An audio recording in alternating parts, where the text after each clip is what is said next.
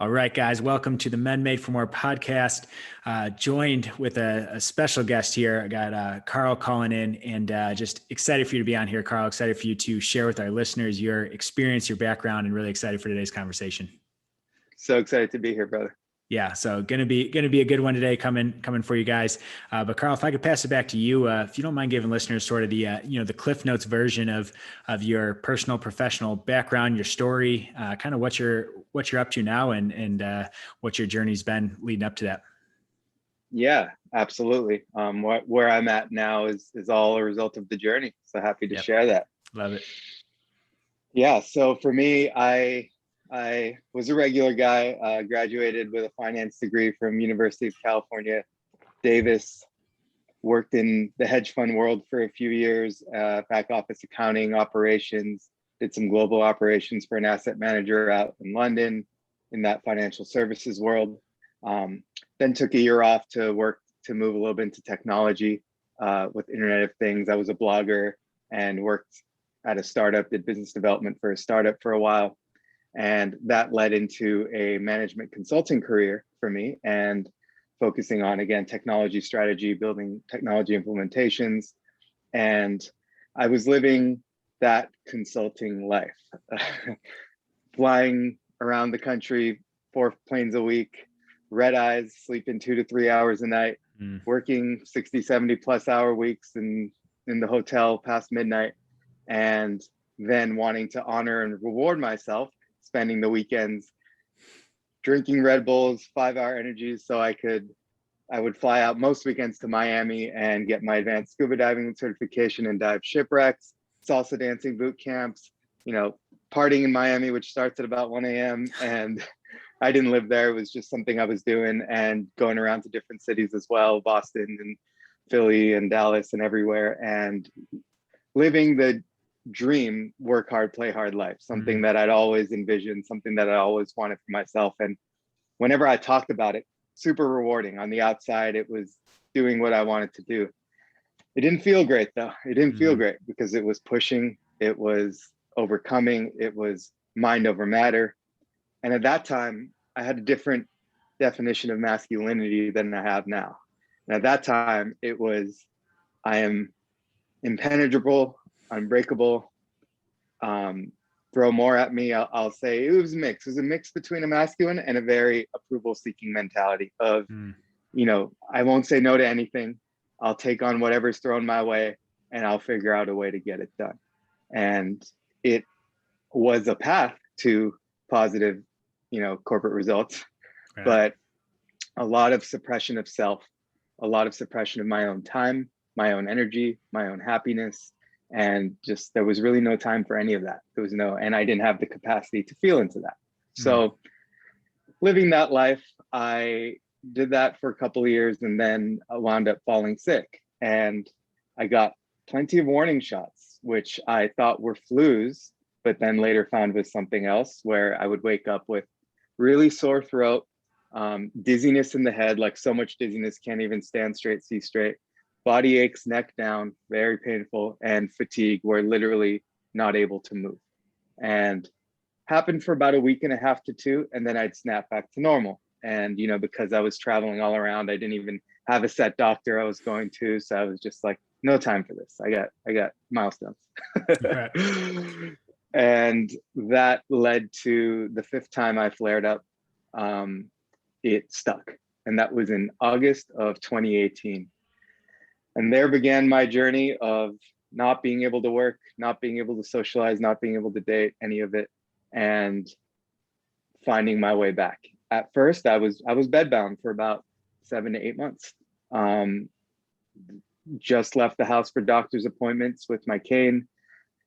There was a short period of time I even had to crawl to use the bathroom. I couldn't even walk to do that. And I knew that I just had to surrender, and I had faith that there was a path, just having to find it. And it's funny, very early on, I knew that this journey was going to be like, I have a lot of confidence in my ability to make transformations. I'd lost 75 pounds when I was younger. There was several things, but this was different because those were always through pushing through and being tougher. this had to be through surrender. And very early, I realized that there's no timeline I can put on this. There's no plan. It's just going to be a journey of curiosity. And that journey of curiosity, you know, started off with meditation, obviously diet, getting the gut right. Breath work was really, really instrumental in my journey. It was when I first started being able to walk and reduce my pain was through breath work, tapping into the heart coherence work and elevating emotional states, and seeing direct relationship between my symptoms and negative thoughts, positive thoughts, negative ways of being, positive ways of being. It's crazy. And then I got pulled into the world of men's work. One of the first things I did when I started feeling better enough to leave the house like once a week, I went to an improv for personal development class in North County in Encinitas, California. And I met a few brothers there who were starting the world of men's work. And they told me that they were starting something together, 4 of them, and they invited me to join, and ended up doing weekly emotional expression work, feeling into releasing the emotions that are stuck and suppressed, the shadows that I had not been willing to look at, the parts of myself that I had not been willing to look at. And that turned into something beautiful of having about 1.5 years of seeing these brothers every week and having them support me and sharpen me on my journey.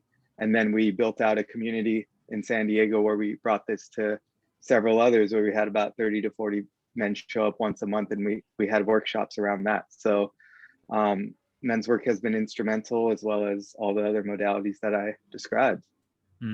So much to unpack there. I appreciate sharing all that, Karl, because that's I know a lot of listeners can relate to that of, whether it's chronic illness or whatever it is, there's these warning signs that'll come up of that we're pushing too hard. And as men, we're definitely, especially in business for ourselves in the corporate world, it's like push. How much more can I, will my way to the top? But that has a shelf life on it. And as we figure out sometimes that, if we can catch that and bring awareness, which a main goal of this podcast today, like bring awareness to people if they're in those warning signs, like it's a lot easier to address at that time than it is waiting for the full blown, like crawling to the bathroom type of pain, type of limitation, type of dysfunction that eventually got placed on you. And you're gonna, the problem is that it's like, well, I don't want to sacrifice my productivity short-term. I don't want to sacrifice my success, but then you end up, instead of taking a small step back, you end up crashing so hard that you can't work for weeks, months, years, maybe.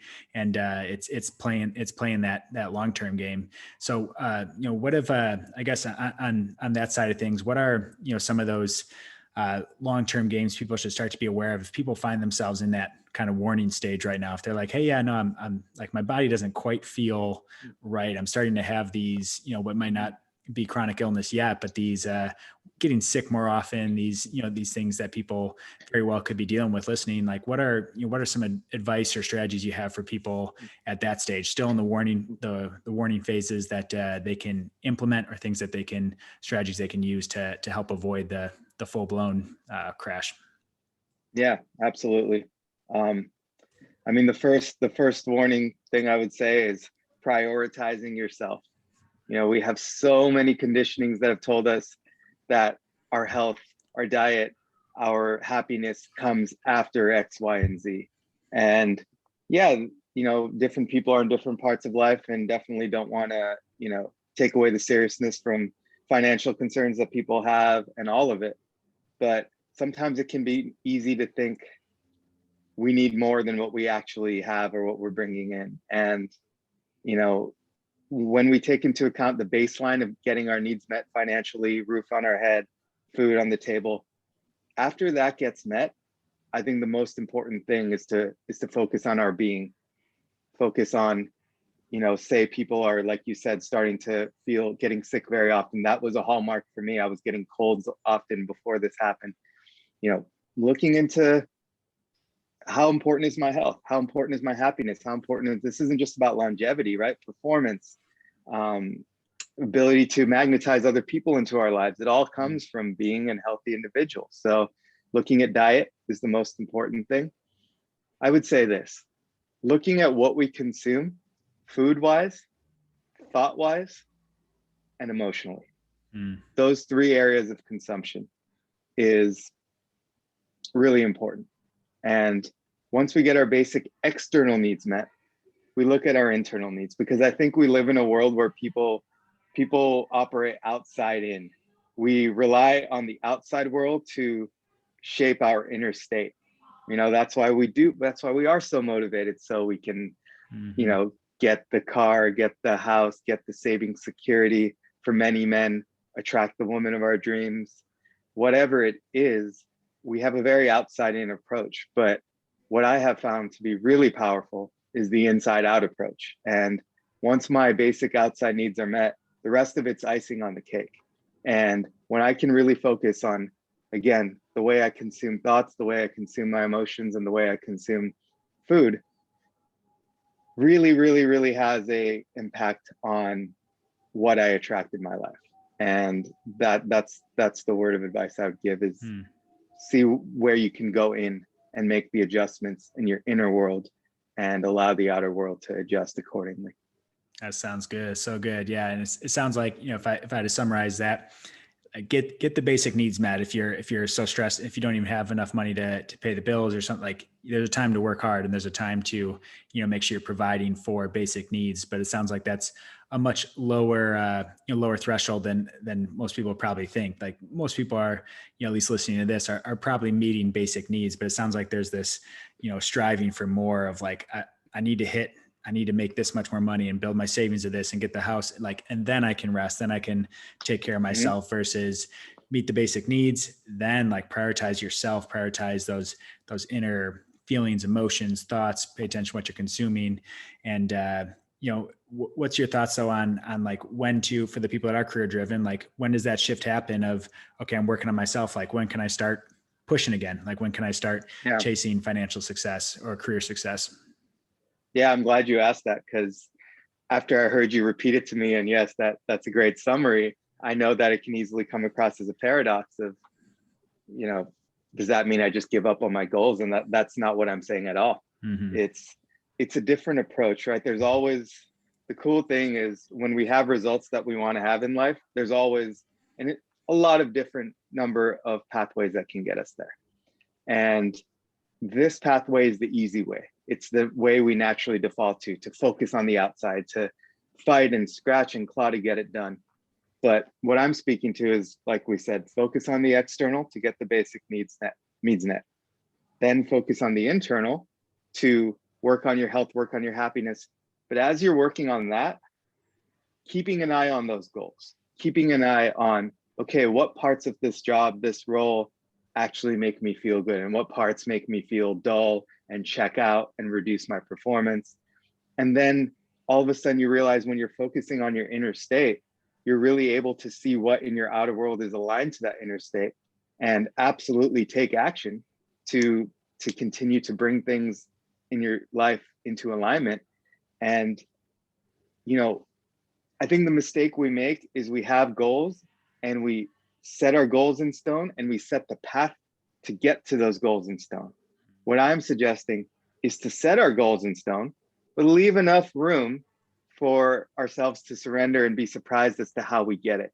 And what I found is you don't have to give up on the financial goals. You don't have to give up on, whatever you desire in terms of lifestyle.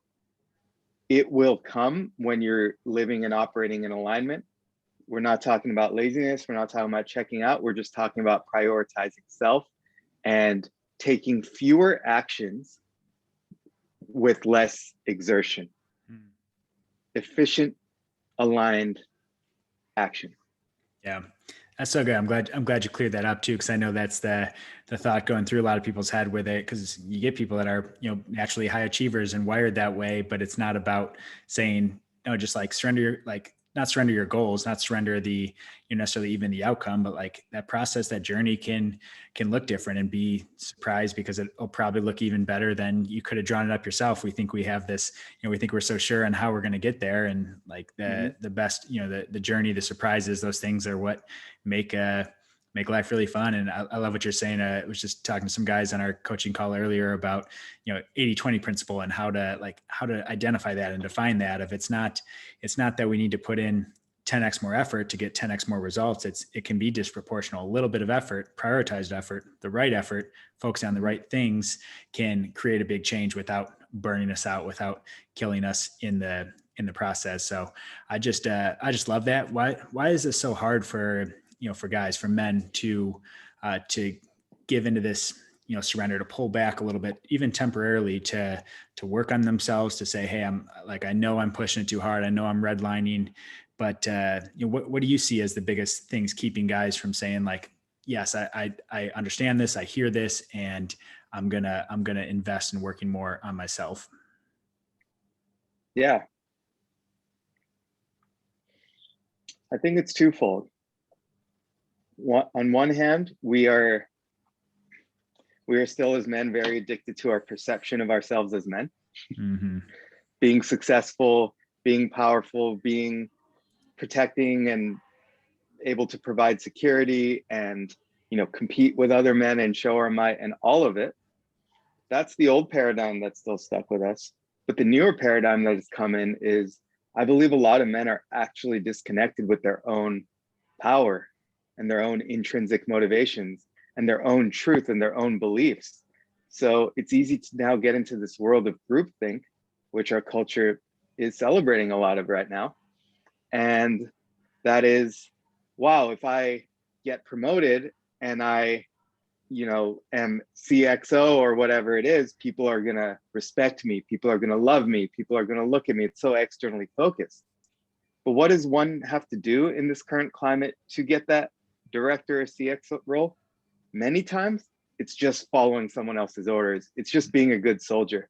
So on one hand, we have this vision of ourselves showing our might, but on the other hand, to accomplish that power and quote unquote leadership, it's actually just by seeking approval and being a yes man. And I think that's the unconsciousness, and that's the pitfall we've been falling into is, I'm all for a strong, powerful leader who leads from their heart, leads from their, belief systems and truth.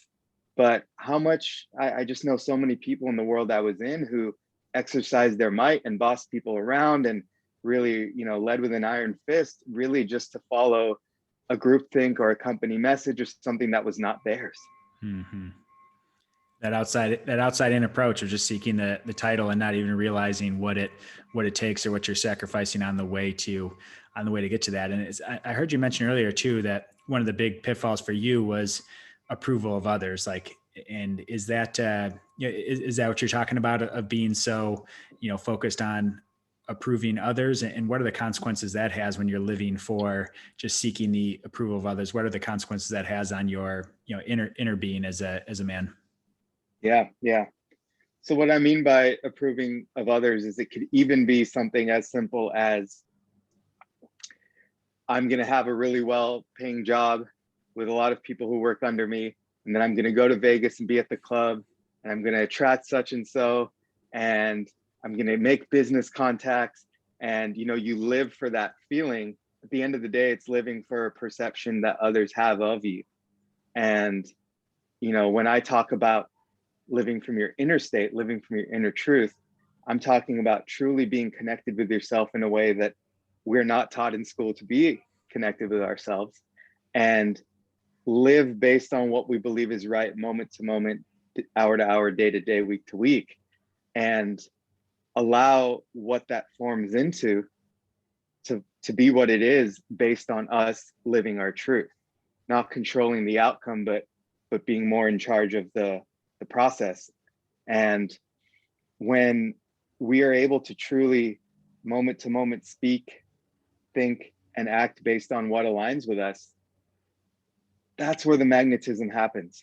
That's where people see, okay, this is a person who, at the end of the day, I really think that a lot of people just want to be around people who are themselves. Mm-hmm. It's not that hard. And when we start leading from this inner state, people follow, people listen.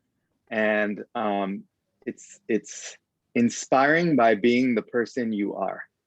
And don't we all want that? I think a lot of people want that, but achieving that is so difficult because we weren't trained to operate that way. Yeah.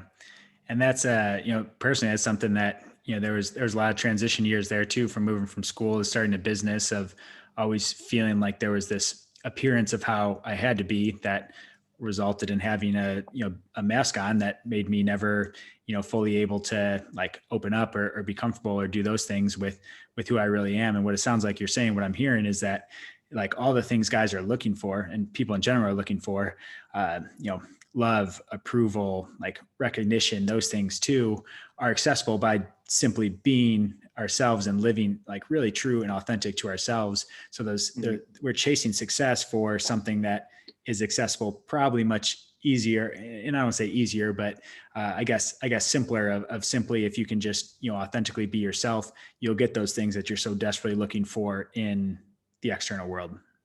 Yeah, definitely agree with that summary, and just want to put the caveat out there because I'm sure many of the men here have heard the be yourself thing and slam their head against the wall by hearing that. I know I once did. Is that takes a lot of work. We're not just talking about like show up in this way or that way. We're talking about learning things about yourself that you didn't know by doing work.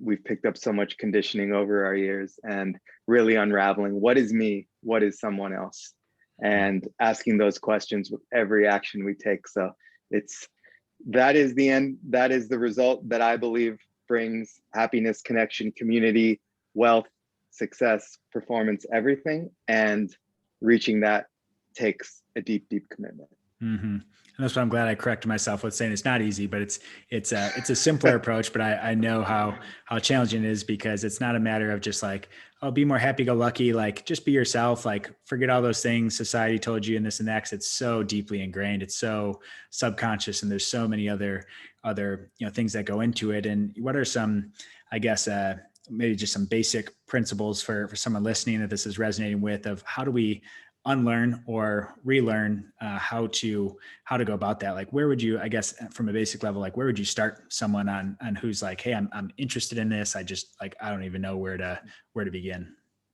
Yeah, absolutely. And I have as part of the Elevate program that I lead there, I have a step-by-step process. But to answer your question in just a high level way, it's getting out of the mindset that we have right now that we need to learn things and think things through and problem solve, and getting into the mindset of just practicing things. So what I'm speaking to is less of the mind and more of the body, less of intellectual knowledge acquisition and more of nervous system training. Everything I teach is about giving enough knowledge to understand what you're doing, especially because men are very analytical beings, but then training the nervous system and the emotional center through practice and repetition, through taking higher level consciousness over our actions and knowing, okay, what am I doing that's in alignment? What am I doing that's out of alignment? What am I doing that heeds the results that I always want? And what am I doing that continuously runs me in cycles that don't serve me? And having that higher level view, and then training ourselves to do things differently. Waking up in the morning and brushing with your non-dominant hand, good start. Just doing things differently. And then once we're able to do that, training our nervous systems to not be the parts of ourselves that don't serve us, and to be the parts of ourselves that do serve us. And some of those parts of ourselves we've never looked at or given light to or embraced before. So essentially, the 4-step process that I have around this is releasing stuck, suppressed emotions from the body that have been there from not fully and authentically expressing ourselves over the years and decades of our life. That's number one. The second step is thinking beyond our perceived beliefs, questioning what we believe to be true, and thinking about what the possibilities are that maybe we believed were impossible, and putting those as realistic possibilities in our mind. Non-identifying, non-judging, and just being someone who can walk through open doors of limitless possibility. The third is getting our natural body rhythms back in alignment, our sleep patterns, our brainwave states, our nervous system, our amygdala, our emotional center, getting those back to how they were designed to be as human beings rather than how they have been distorted due to life. And then the fourth is elevating emotional states. At the end of the day, why do we do anything that we do? Sports, extreme sports, our sexual relationships, our intimate relationships, our careers, we do it to fire off the feel-good chemicals in our body. That's what we are chasing. And learning how to fire off those chemicals through inner work and inner practice, so they can then attract what we want instead of us going and chasing them. So that's essentially the process that I look for in elevating our emotional states internally, so we can show up as the higher version of ourselves that calls in the lives that we desire. Mm. And that's good. Yeah. And I know so many guys, speaking for myself, of it's, very intellectual driven and strategy and analytical and those things too. And it sounds like the, emotion should be the starting point versus trying to acquire more head knowledge, acquire more stuff. Would you say we have probably all the resources or the knowledge we need necessarily to move forward, but it's a matter to getting more aligned with your emotions? Is that what you're getting at? Yes. So I believe ultimately the practice themselves, the repetition is enough to make the transformation in itself. However, because we have these big prefrontal cortexes and we are analytical human beings, there's a certain level of surrender and acceptance that we won't allow until we know the knowledge. So I do believe that knowledge combined with practice in every step of the way is the way to go for us, especially as men. A lot of, our feminine counterparts, and even feminine men, so to speak, will be fine with the practice itself, with the repetition, with the experience. But I think us as men just need to know. I know I'm one of them. Yeah. And so combining enough knowledge to know where to allow ourselves to surrender to the practice and the repetition. What is enough knowledge? Because that's I know that's as someone who's processing this as we speak, as you can tell, the intellectual side of it, like what does enough knowledge mean? Like, because people are gonna, that for someone listening, if they're anything like me, is wondering that, like, okay, well, what's enough? Like I'm on board with that, but my intellectual brain has to ask, like, what's enough knowledge mean? That differs from person to person, I believe. If you have an engineer mindset, it's going to be more knowledge. If you're an artist or a musician, it's going to be less knowledge. It's going to be feeling into it more. I'm making some generalizations there, of course. Right. Yeah. But depending on how we're composed individually, in terms of our masculine and feminine composition. In fact, it's funny, I'm planning a trip with the brother for next week. And he reached out to me and I gave him a resounding yes right away. And he was like, he was really feeling into all the logistics and feeling into how's it going to work, how much it's going to cost. And he made a comment to me saying, "You're very sacral. You're a yes and you're a yes." That's good. I was like, yeah, that's how I operate. But I know some people need convincing. So I think with different levels of people, it's different levels of knowledge.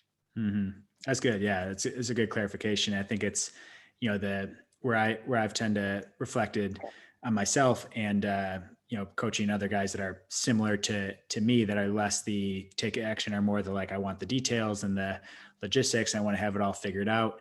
It is finding that enough knowledge of giving the details that are needed, but also being aware that at some point have to draw a line in the sand of say, like, hey, we don't need more knowledge, because it is, even if I need more details, that can't just keep being more details and more details at the expense of taking action when it's something that, again, as you say, is in line with who we are as a person, with what our purpose is, with what those things are.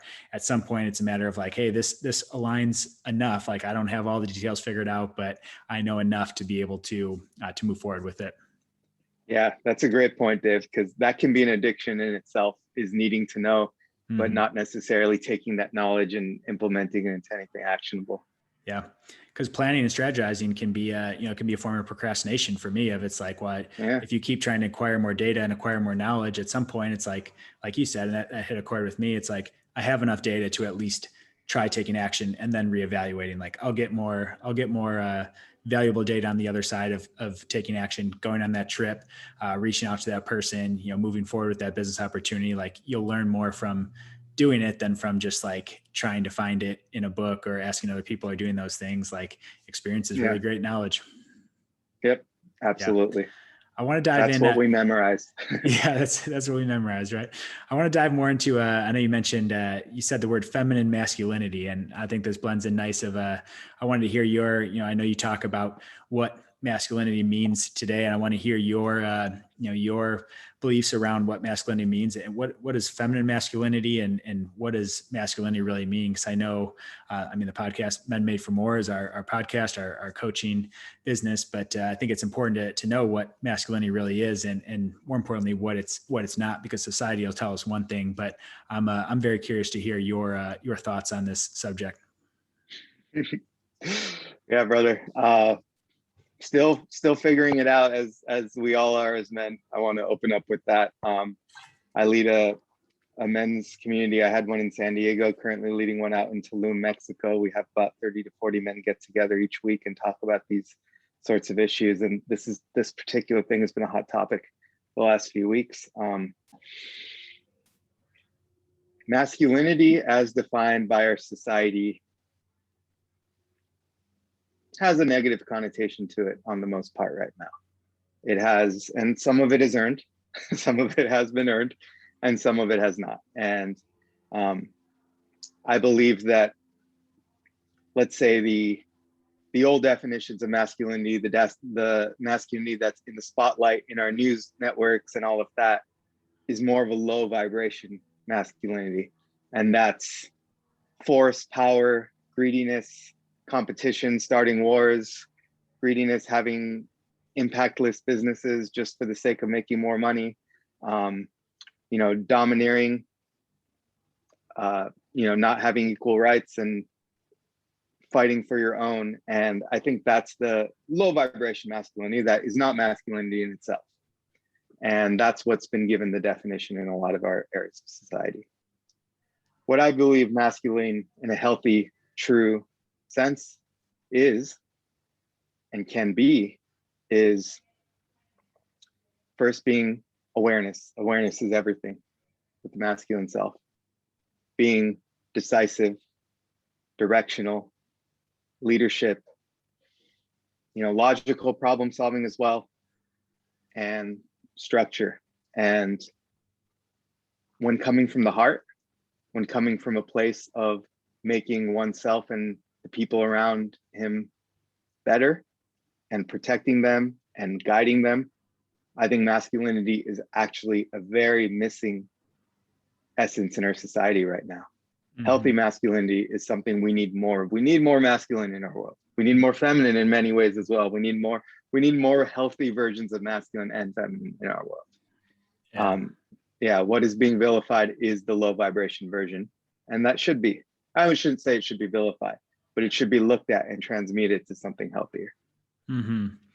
Yeah. And I know there's some people hearing it that, might be at that low vibration. And it's almost like, whether it's through society or upbringing or, around the wrong people, whatever, like men almost become kind of numb to what they're doing, and they're not connected to their own emotions. They're not connected to the emotions of others. Like you said, they're just trying to, push for a bigger business just because, or push a, step over someone just because, when we need more like strong leaders. I love what you said, leading from the heart. And, servant leadership gets thrown around a lot. Maybe it's gotten watered down a little bit, but that's at its core. Like we need men that have strong values, have strong connection to themselves, can lead others. And I know a lot of people listening are in business for themselves, but a lot of people, like your leader position is just a position of influence. And if you have influence over your family, your friends, your community, in your church or spiritual practice, like you're a leader, and that requires there is a little more pressure and responsibility around doing that in a way that's building others up. And I think that's, I just love what you say when you talk about leading from the heart is sounds like a pretty good place to start. Do you have any other recommendations for, for leaders, maybe new leaders that are, stepping into either in business or in their community, like stepping into more of a leadership role? Like how do they go about making sure they're leading with the right intentions? Yeah. I think the first thing before that is just not being afraid of being connected to your power and your masculinity, as long as it's coming from the right place. And we'll talk about that. So many of the women that I've spoken to, we've heard so many things in our ears and on the news and from people about how we need to be less masculine. And now I'm turning around and I'm having all these conversations about how, a lot of our women, but even our people who follow us in our corporate jobs and our organizations and whatever it is, are craving more security, more safety, more leadership, more direction, more truth. And I think we're in a space right now where, because masculinity has been vilified, a lot of men are unwilling to own their masculinity. And therefore we're dropping into untrustable traits of being with the flow, so much so that we don't let people know where they stand. Being so flexible and easygoing that we are passive aggressive with our truth. And on one hand, we want something, but we don't speak it. So then we act out differently. And, when we don't own our masculinity, there is a side effect, and it's a big one. And a lot of the people in our businesses and our women in our relationships, and whoever the feminine is, whether it's a man or a woman relationship, they're suffering from the lack of leadership. So I say the first thing is to own it. Own your power, own your desires. If you want it, express it. Doesn't mean you're going to get it. Doesn't, obviously there's boundaries and morality and all that, but, there's nothing wrong with having desires, needs, taking strong action, following your belief system, regardless of what others think. And how do we keep that healthy? We got to check ourselves. Where is this coming from? Is this for the better? Are we confident enough to know that we don't have to scrap and claw and lie and manipulate to get the lifestyle we want? Are we confident that we can actually get the lifestyle we want and elevate those around us? Then lead powerfully, then lead actionably. But if you can tell that maybe we don't trust ourselves, that we believe in abundance, that we believe that we can have what we want, and we're going to take shortcuts and maybe manipulation tactics and strategies, then maybe it's time to look inward and find where that's coming from. Once we can have a healthy and loving heart, an open heart, that's the time I suggest men step into your power, when you can trust your heart. That's so good. Yeah, so good. And I agree. I think we definitely need more true masculinity out there. And unfortunately, the things that get, I think where some of those comments stem from, of like trying to water that down in society, is like, we look at the wrong things as masculinity. It's like, oh, that abusive relationship, that, people, guys using force, guys, using power in poor ways. And that's not masculinity. That's, I think we're both arguing that's the opposite of masculinity. That's operating out of fear and insecurity and, the wrong reasons for wanting to do it. So we need, true men with good hearts, with good values to step up and lead. And I agree, because people are craving that. And I know for, the only other point I wanted to make, because I totally agree with everything you say about, stepping into that, if you can check your intentions, but know that you're not, like, none of us are perfect either. Like that's a big caveat that to add to it is there were times for a while when, in starting business, and it was almost like I had, too high of a standard, like needed to be perfect to fully step into it. And I was like, well, what if they're like almost like searching for guilt? Like, well, why should I be guilty? Like, why do I want this? Maybe there's something not right, when it's like, and I heard this from Ed Milet, who I respect a lot. He's like, I'm a pretty good man. And you have to know that, like, if your intentions are good, they don't have to be perfect. Like we're all going to fall short of, we can't set an impossible standard, but just know that, like, if you're doing it for the right reasons, like, then step into that, but know that it's not gonna be perfect. You're going to mess up. You're going to fail. You're going to goof up at times. And that's where a lot of the learning comes in. Absolutely. Yeah. I'm glad you threw that in there. There's no perfectionism as long as the intentions are right. And we know that when we make mistakes, which we'll own them and clean them up and be better next time. Then there's no way you really can do wrong. as long as you truly are committed to doing better next time. Yeah. So good, Karl, man. I've loved this conversation so far. As we start to wrap up here, I got one more major question want to ask, because you've come such a long way, and it's so inspiring hearing your story and how you've,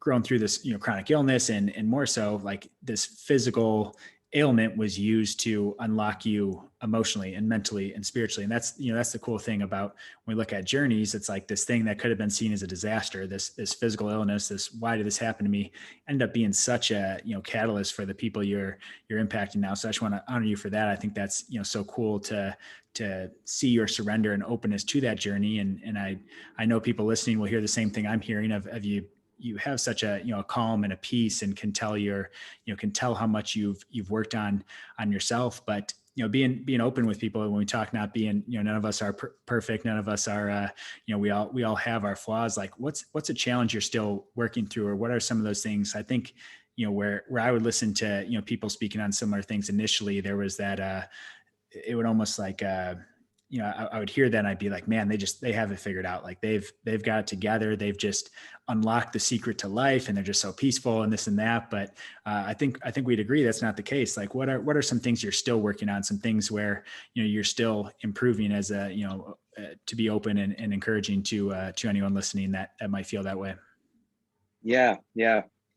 So what's been very present for me in just the last week is how to interface with myself and feel into myself and show up when the emotions feel like they're getting out of control. Because I have always been someone who's actually been pretty, I don't want to say always peace of mind, but I at least showed it on the outside. Now it's truly authentic inside and outside. But for me, those emotions, that anger, that frustration, at one point as a meditator, I had this goal to not experience those things.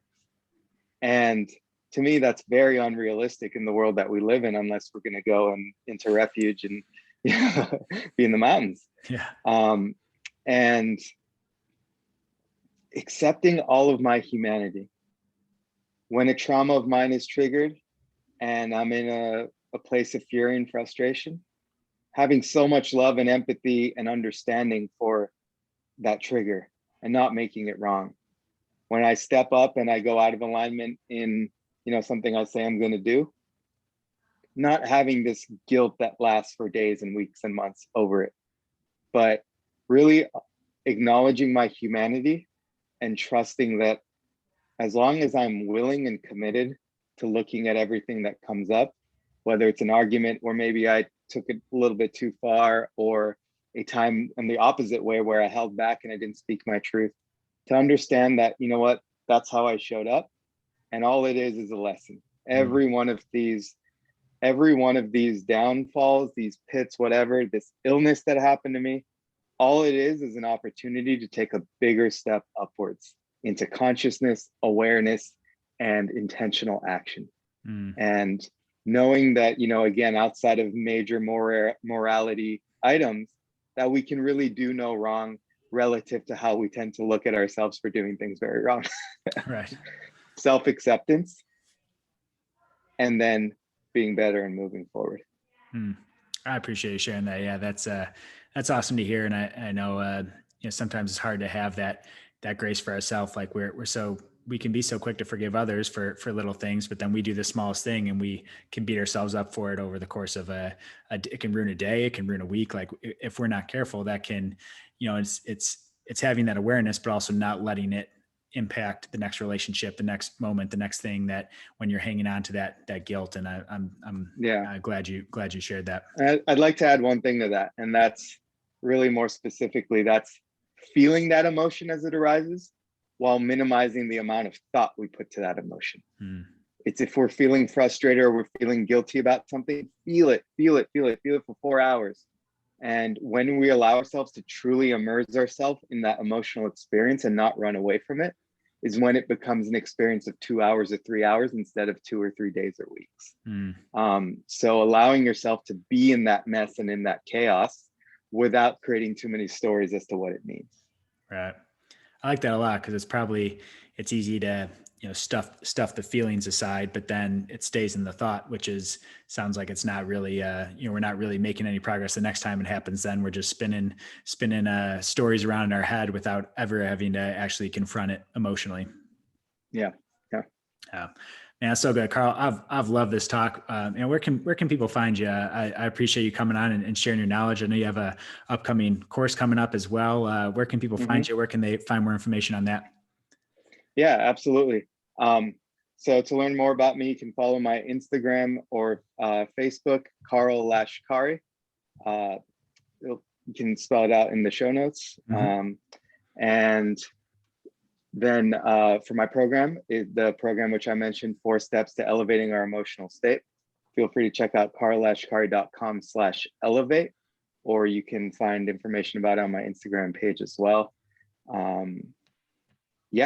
If you have any questions, feel free to send an email to me as well at connect@menofmastery.com. Awesome, Karl. And we'll link all those things up in the show notes if you guys want to get a hold of Karl. Karl, man, thanks for that. Thanks for the time. I had a blast learning from you, and I know listeners will connect with you the same way because, man, it's just your knowledge, your experience. I appreciate you coming on and sharing that with us. Thank you, brother. It's been a blast.